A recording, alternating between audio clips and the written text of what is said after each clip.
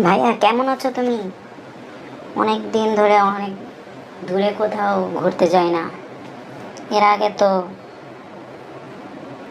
কক্সবাজার, তারপর সিলেট, চট্টগ্রামের পতেঙ্গা এসব জায়গায় ঘুরতে গেছি, কিন্তু আরও অনেক জায়গা বাকি আছে।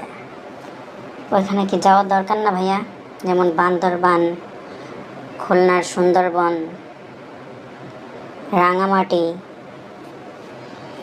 এসব জায়গায় তো যাওয়া হয় নাই ভাইয়া। কবে যাইবা বলো, আমাকে নিয়ে যাও। টানা অনেক দিন ঘরে থাকতে থাকতে দম বন্ধ হওয়ার মতো অবস্থা। ঘরটারে মনে হয় আমি জেলখানার মধ্যে আছি।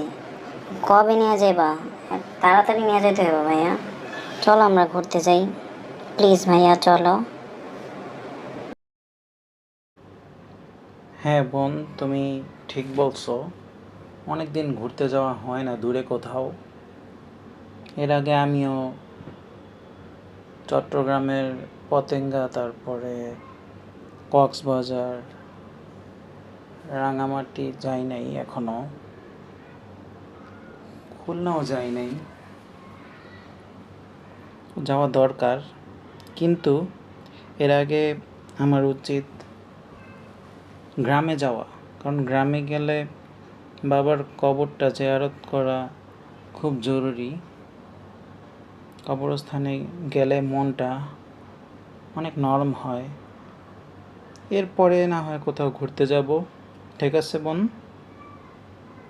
তাহলে এটাই কথা থাকলো। এরপরেই আমরা ঘুরতে যাব দূরে কোথাও।